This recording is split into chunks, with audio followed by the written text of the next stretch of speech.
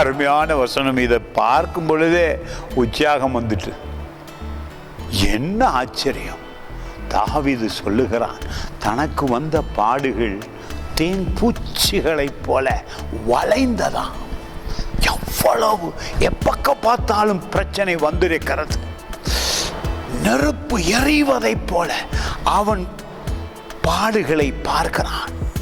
அருமையான வார்த்தை, பிக்சர். அந்த சூழலை, தேன்பூச்சிகளை நீங்கள் நினைத்து பார்க்கும்போது அவைகள் வரும்பொழுது எப்படி வருகிறது? நெருப்பு எறிந்து கொண்டு வரும்பொழுது காடுகளை எப்படி எரித்து கொண்டு வருகிறது?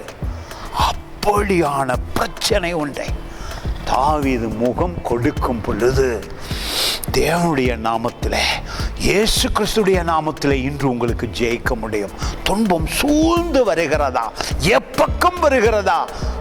நீங்கள் வெளியே வந்து விடுவீர்கள். உடைத்து கொண்டு துன்பங்கள் பறந்துவிடும், நோய்கள் பறந்துவிடும் இயேசுவின் நாமத்தினாலே. இந்த வசனம் மிக அருமையானது.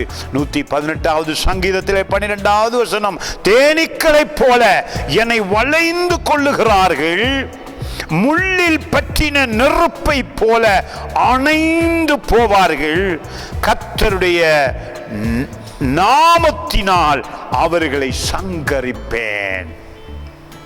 தேவனுடைய பவர், அவருடைய வல்லமை நெருப்பாக வந்து அள்ளித்திருக்கிறது. துன்பம் எப்பக்கம் வரும் பொழுதும் பரிசுத்த ஆவியானவர், பரலோக ஃபயர், பரலோக நெருப்பு நமக்குள்ளே ஏறுகிறது. ஏன்? தீமைகளை அழிக்க, பாவத்தை அழிக்க, வேதனைகளை அழிக்க, வியாதிகளை அழிக்க. அந்த அற்புதர் உங்களோடு இருக்கும் பொழுது கலக்கம் வேண்டாம், பயம் வேண்டாம். இயேசு கிறிஸ்துடைய நாமத்தினாலே இப்பொழுதே உங்களை சுற்றி வருகிற வியாதிகள், கடன் தொல்லைகள், பலவிதமான உபத்திரவங்கள், உறவுகளில் வருகிற பிரச்சனைகள் எல்லாம் மிக இலகுவாக இயேசு நாமத்திலே உங்களுக்கு மேற்கொள்ள முடியும். God bless you.